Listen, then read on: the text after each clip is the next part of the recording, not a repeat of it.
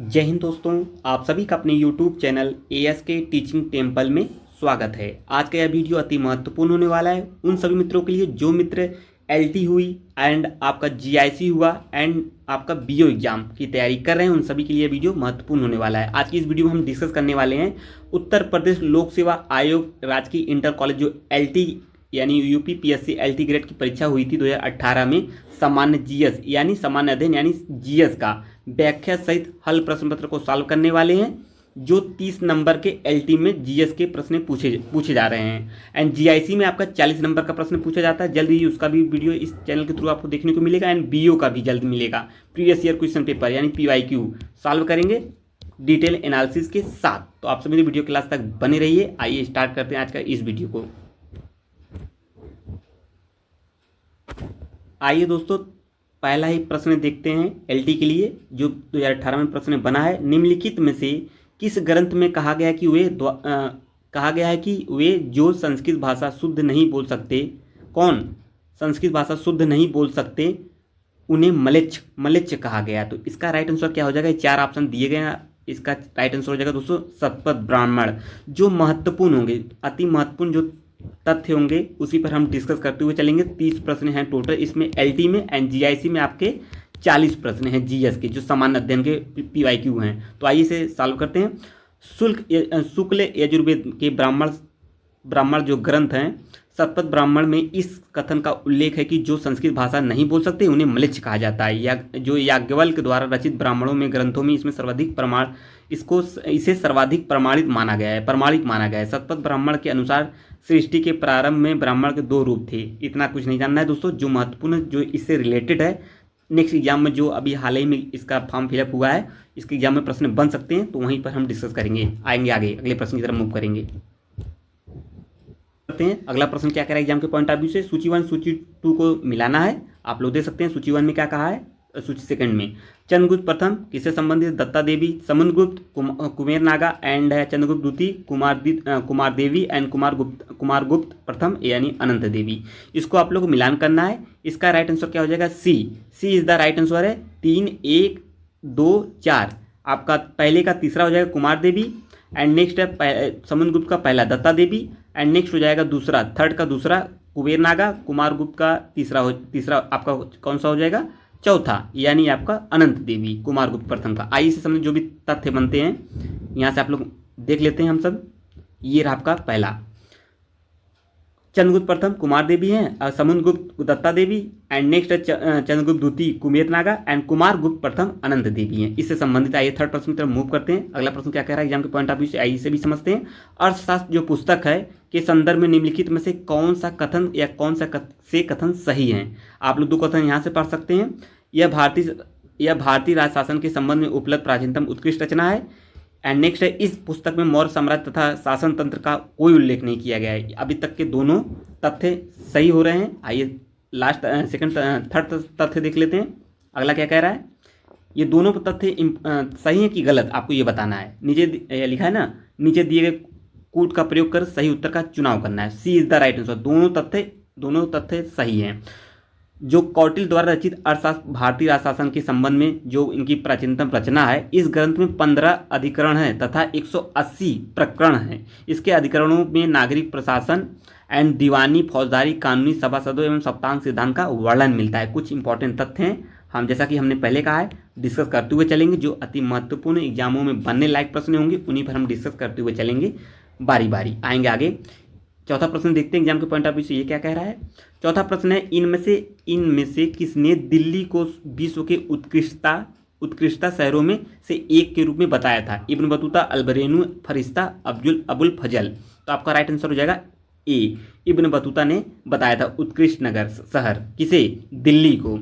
Ibn Battuta द्वारा अरबी भाषा में लिखा गया उसका यात्रा वृत्तांत है उसे हम रेहला के नाम से जानते हैं। सभी एग्जामों के पॉइंट ऑफ व्यू ये तथ्य महत्वपूर्ण होगा, चाहे आपका BO एग्जाम हुआ या आपका GIC जो GS यानी सामान्य अध्ययन में प्रश्न बनने वाले हैं। 14वीं शताब्दी में भारतीय उपमहाद्वीप में सामाजिक सांस्कृतिक जीवन के विषय में बहुत ही प्रचुर तथा रोचक जानकारियां देता है। ये कुछ इंपॉर्टेंट तथ्य हो गए। आइए आगे अगले प्रश्न की तरफ मूव करते हैं। अगला प्रश्न क्या करेगा एग्जाम के पॉइंट ऑफ व्यू से? आइए समझते हैं। भारत में स्थानीय स्वायत्त शासन का जनक किसे कहा जाता है? प्रश्न बार बार पूछा गया है। इसका राइट आंसर क्या होगा? Lord Lytton, Lord Ripon, Lord Curzon and Dalhousie. तो राइट आंसर हो जाएगा बी। बार बार पूछा गया, सभी दोस्तों को पता होगा। आइए इससे संबंधित जो तथ्य बनते एग्जाम में उसे भी समझ लेते हैं। भारत में स्थानीय स्वशासन का जनक किसे कहा जाता है? लॉर्ड रिपन को कहा जाता है, जैसा कि हमने ऑप्शन में देख लिया। इन्होंने 1882 में, कब?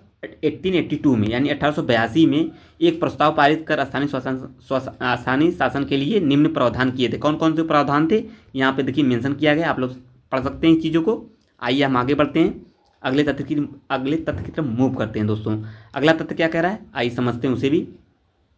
अगला तथ्य आपका दोस्तों, भारत के राष्ट्रपति पर महाभियोग के लिए कम से कम कितने दिन की पूर्व सूचना देना आवश्यक है? किसे? राष्ट्रपति को।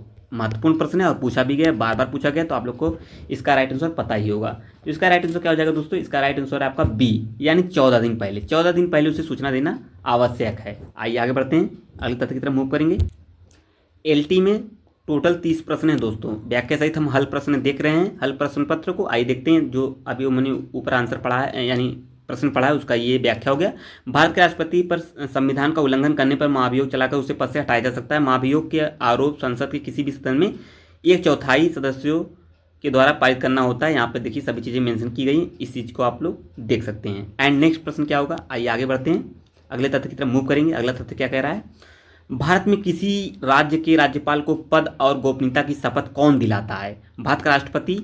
एंड अगला है भारत का उपराष्ट्रपति, राज्य के उच्च न्यायालय का मुख्य न्यायाधीश, राज्य की विधानसभा का अध्यक्ष। ये भी तथ्य महत्वपूर्ण होगा, इंपॉर्टेंट कर लीजिए इस प्रश्न को। इसका राइट आंसर हो जाएगा सी, राज्य के उच्च न्यायालय का मुख्य न्यायाधीश। यहाँ से देख सकते हैं भाग 6 में अनुच्छेद 155 के अनुसार राज्यपाल की नियुक्ति राष्ट्रपति द्वारा प्रत्यक्ष रूप से की जाती है। अनुच्छेद 159 में, यानी 159 के अनुसार राज्यपाल को पद और सत्यनिष्ठा की शपथ संबंधी राज्य के उच्च न्यायालय के मुख्य न्यायाधीश दिलवाते हैं। उनकी अनुपस्थिति में ये कौन दिलाता है शपथ? तो वरिष्ठ न्यायाधीश शपथ दिलाते हैं। इस चीज़ को भी समझते हुए चलेंगे, कभी कभी ये ऑप्शन ना देकर वरिष्ठ वाला ऑप्शन सही होता है, इसे भी आप लोग समझते हुए चलेंगे। आएंगे आगे, अगला जो वीडियो होगा दोस्तों, हम लोग जीआईसी के जीएस के जो प्रश्न होंगे 40 नंबर के, उसको हम सॉल्व करेंगे। महत्वपूर्ण, आप लोग सिलेबस जानते ही होंगे, अगर सिलेबस ना जानते हो तो उसको भी आप लोग कमेंट में करिएगा।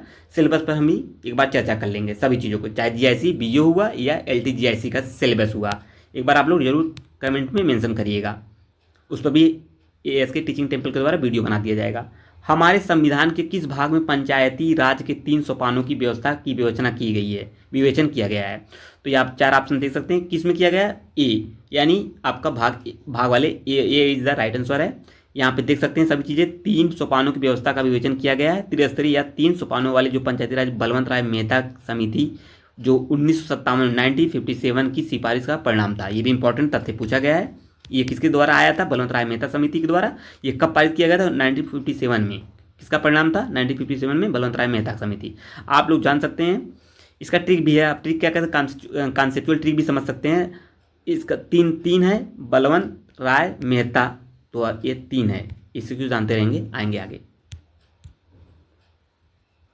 तो अगला तथ्य क्या कह रहा है, अनुच्छेद 40 में आपको ग्राम पंचायत के गठन से संबंधित बात कही गई है। कुछ तथ्य आगे हैं, अगला तथ्य भी देख लेंगे।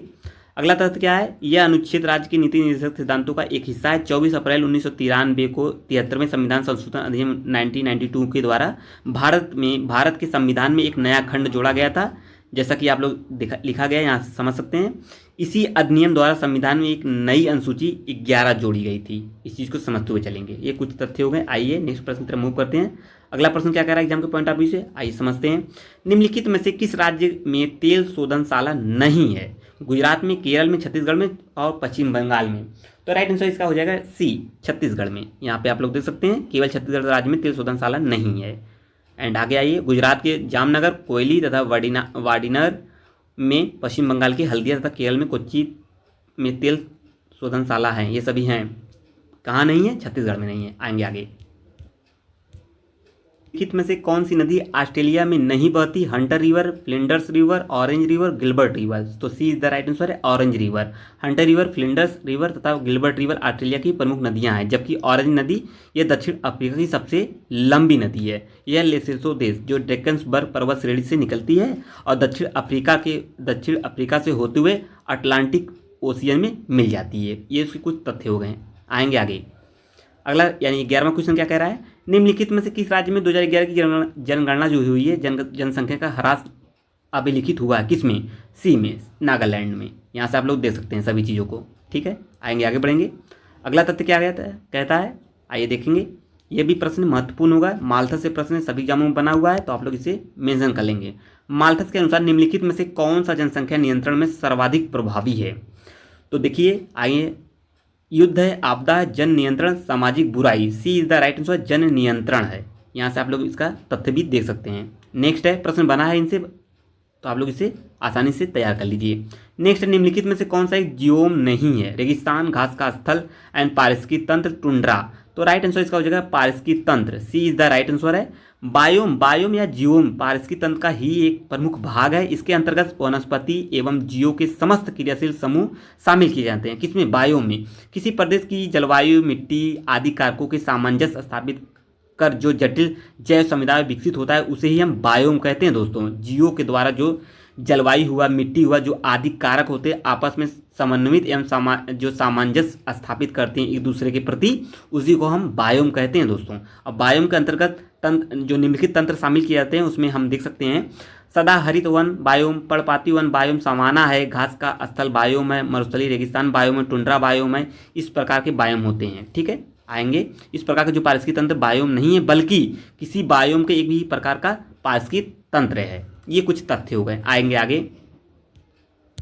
नेशनल पार्क निम्नलिखित में किस राज्य में स्थित है, Assam, Uttarakhand, Rajasthan and Uttar Pradesh. Right answer हो जाएगा D, Dudhwa national park Uttar Pradesh के लखीमपुर जिले में स्थित है।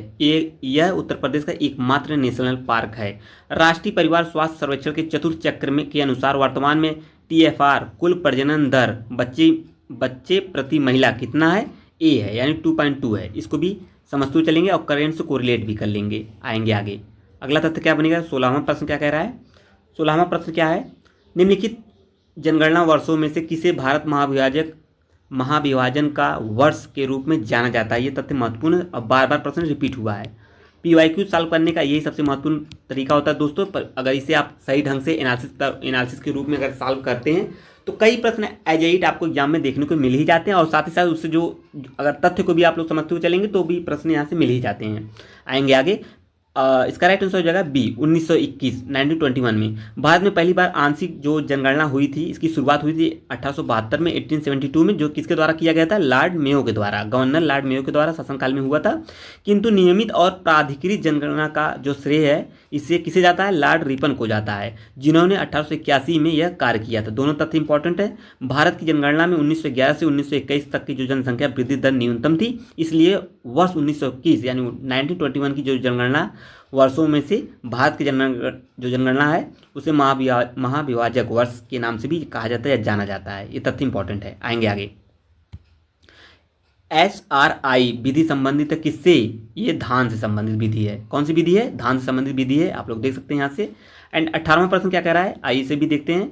18वां क्वेश्चन कह रहा है दोस्तों, निम्नलिखित में से कौन सा युग्म सुमेलित नहीं है। एक तरफ फसल होगा, एक तरफ कीट है, तो आप लोग देख सकते हैं यहाँ पे कौन सा नहीं है, ए मूंगफली फली छेदक, ये नहीं है। यहाँ से आप लोग सभी चीज़ों को मेंशन कर सकते हैं। चन्ना किससे है, फली छेदक है। धान, बंका, मक्का तना छेदक है। जो मूंगफली है ये इससे नहीं है। आएंगे आगे, अगले क्वेश्चन की तरफ मूव करेंगे। जो मित्र नए हैं चैनल पर, वीडियो को वॉच करें परंतु चैनल को सब्सक्राइब नहीं कर रहे हैं, तो बिल्कुल चैनल को सब्सक्राइब कर लेंगे। इस प्रकार की महत्वपूर्ण कॉम्पिटिशन की तैयारी करने के लिए जो मित्र यूपी TSS की तैयारी करें तो बिल्कुल एक बार चैनल को विजिट करिए। सभी चीज़ों को वहाँ कंप्लीट कराया गया है। जो 10 नंबर की जनरल अवेयरनेस यानी सामान्य जागरूकता की तैयारी है वो कंप्लीट है, उसको जरूर जाइए देखिए। एंड यूपी TSS एंड आपका PGT एग्जाम हुआ, उसकी भी जल्द लेक्चर स्टार्ट होगा। एंड आपका इसका GIC एंड LT इसका जल्द भी लेक्चर आपको देखने को मिलेगा इस चैनल के थ्रू। चैनल को जरूर सब्सक्राइब कर लीजिए, वीडियो को लाइक कर दीजिए आज की इस वीडियो को, और ज़्यादा शेयर कर दीजिए अपने मित्रों ग्रुप में, ताकि सभी मित्र इस चैनल से जुड़कर एग्जाम की तैयारी कर सकें। आएंगे आगे। 19वां प्रश्न क्या कह रहे हैं, मक्का, आलू, मूंग के फसल चक्र में सघनता है कितना है, 300% है। एंड नेक्स्ट प्रश्न क्या बनेगा, आएंगे आगे। अगला क्वेश्चन कह रहा है, निम्नलिखित में से कौन सा युग्म सही सुमेलित नहीं है।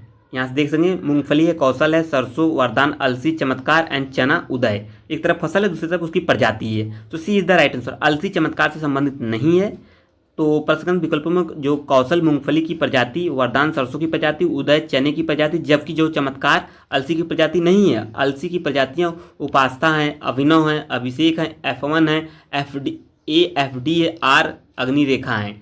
देखिए आज इस वाले प्रश्न में हमने यहाँ समझ लिया। नेक्स्ट प्रश्न क्या बनता है, अगर नेक्स्ट प्रश्न इस टॉपिक से अगर बनते भी हैं तो ऑप्शन ये वाला देखने को मिल सकता है। तो बिल्कुल आप लोग अच्छी तैयारी करते हुए चलेंगे। आएंगे आगे। अगला तथ्य है, निम्नलिखित में से किस रोग का प्रतिजैविक द्वारा निदान नहीं किया जा सकता। ऐसा कौन सा रोग है इसमें जो प्रतिजैविक द्वारा निदान नहीं किया जा सकता। क्षय रोग, टिटनेस, खसरा, हैजा। तो सी इज द राइट आंसर है खसरा। खसरा का निदान नहीं किया जा सकता। आएंगे आगे बढ़ेंगे। ये रहा आपका अगला प्रश्न 22वां। निम्नलिखित में से कौन सा सही सुमेलित नहीं है। कंप्यूटर चार्ल्स बेबेज सही है, रेडियो काल्बेंज है, यही आपका गलत दिख रहा है इसमें। बैरोमीटर ई टॉरिसेली है, डायनमो माइकल फैराडे है। B is the right answer है आपका रेडियो काल्बेंज नहीं है। तो ये किसका है, रेडियो की खोज काल्बेंज ने नहीं बल्कि अपितु गुगलिमो मार्कोनी, जिसे मार्कोनी के नाम से जाना जाए, ये इनकी खोज करता है। इंपॉर्टेंट है ये भी आपका। नेक्स्ट है आपका, नेक्स्ट क्या है, संचार उपग्रह सदैव अपनी चाल से ही भ्रमण करते हैं, स्थिर रहते हैं, भू स्थिर रहते हैं, अपना पथ एक चाल से बदलते रहते हैं। तो इसमें का राइट आंसर दोस्तों क्या होगा, आप लोग भी कमेंट करके बताएंगे। इसका राइट आंसर दोस्तों हो जाएगा आपका सी इज द राइट आंसर है भू स्थिर रहते हैं। संचार उपग्रह सदैव भू स्थिर कक्षाओं में स्थापित किए जाते हैं। दूरसंचार के उद्देश्य से संचार उपग्रह अंतरिक्ष में तैनात एक कृत्रिम उपग्रह है जिसकी चाल पृथ्वी के परिभ्रमण चाल के बराबर, जो 24 घंटे में एक चक्कर अपनी दूरी पर पूरा करता है। इस चीज़ को समझते होंगे। आगे बढ़ते हैं। अगला प्रश्न क्या बनेगा, निम्नलिखित पदार्थों में किसकी चालकता तापक्रम के साथ बढ़ती है। किसकी, तांबा की, जर्मेनियम की, चांदी की, लोहा की। इन चार ऑप्शन में आपको बताना है। तो B is the right answer है जर्मेनियम। बहुत बार प्रश्न पूछा गया है और रिपीट हो सकता है, तो इसको आप लोग विशेष ध्यान में रखिएगा। तो यहाँ से आपको जैसे कि जर्मेनियम, सिलिकॉन, कार्बन, जर्मेनियम की चालकता तापक्रम के साथ बढ़ती है। बाकी आप लोग यहाँ से देख सकते हैं। आएंगे नेक्स्ट क्वेश्चन की तरफ मूव करेंगे। 25वां प्रश्न देखते हैं। ये मैथ का क्वेश्चन है। √2 सेंटीमीटर भुजा वाले समषटभुज का क्षेत्रफल कितना होगा। ये चार ऑप्शन है, इसका राइट आंसर डी। इसकी व्याख्या आप लोग यहाँ से देख सकते हैं दोस्तों, किस प्रकार ये सॉल्व किया है प्रश्न, यहाँ से देख सकते हैं। आएंगे आगे। 26वां प्रश्न क्या कह रहा है, आइए समझते हैं।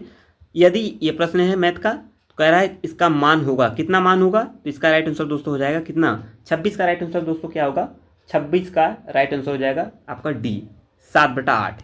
7/8 इसका राइट आंसर है। आगे बढ़ेंगे। अगला प्रश्न देखते हैं 27वां। इसका सॉल्व पहले देख लीजिए, व्याख्या जो देखना बहुत जरूरी है। इसका रहा दोस्तों ये आपका व्याख्या, यहाँ से आप लोग व्याख्या देखकर समझ सकते हैं किस प्रकार व्याख्या किया गया है। आगे। अगला प्रश्न क्या कह रहा है, आइए समझते हैं। ये भी मैथ का ही क्वेश्चन है, द्विघात समीकरण का है। तो यहाँ से 2x² + px + 4 का बराबर 0 है। तो आपको बताना है इसका राइट आंसर क्या हो जाएगा। सी इज द राइट आंसर है। यहाँ पे देखिए सॉल्व किया गया है सभी चीज़ों को, आप लोग समझ सकते हैं आसानी से। एंड नेक्स्ट प्रश्न बनेगा, अगला प्रश्न क्या कह रहा है, ये आपके सामने 28वां क्या कह रहा है, मई 2018 में किस राज्य में सैन्य अभ्यास यानी विजय प्रहार संपन्न हुआ था। ये करंट है। तो ये आप लोग इसका राइट आंसर हो जाएगा सी। इस पर चर्चा करना कोई मतलब नहीं है, करंट हमेशा नए बनेंगे। और कुछ प्रश्न ऐसे होते हैं जो स्टैटिक पार्ट से कोरिलेट करके उठा सकता है करंट का। राष्ट्रमंडल खेल 2018 में जो हुआ था, महिला बैडमिंटन का महिला एकल खिताब किसने जीता था, साइना नेहवाल ने जीता था।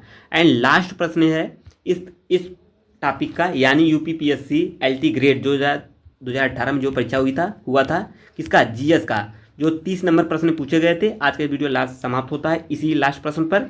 नेक्स्ट होगा जो आपका GIC के जो 40 नंबर के प्रश्न पूछे जाएंगे GS में, उसको हम सॉल्व करेंगे व्याख्या सहित और नई एक बेहतर अप्रोच के साथ। विश्व प्रेस स्वतंत्रता सूचकांक 2018 के में भारत का स्थान कितना था, तो 138 था। इस प्रकार के प्रश्न बनते रहते हैं, तो बिल्कुल आप लोग इस तरीके से करंट को कवर करते चलेंगे, चाहे आपका मैगजीन होगा या किसी अन्य के नोट्स या किसी की क्लास देख रहे हो, कोई दिक्कत नहीं है। जल्दी इसके चैनल के माध्यम द्वारा करंट को भी कंप्लीट कराया जाएगा। तो आप जल्द इसका लेक्चर भी मिलेगा दोस्तों। पहले आपको PIQ सॉल्व करते हुए चलेंगे। आगे बढ़ते हैं। तो आज का ये वीडियो समाप्त हो रहा है दोस्तों। अगला जो टॉपिक होगा आपका GIC के 40% सामान्य अध्ययन के होंगे। तो इस प्रकार के महत्वपूर्ण वीडियो पाने के चैनल को जरूर सब्सक्राइब कर लीजिए, कमेंट जरूर करिएगा नेक्स्ट पार्ट पाने के लिए। अब मिलेंगे नेक्स्ट वीडियो में। जय हिंद दोस्तों।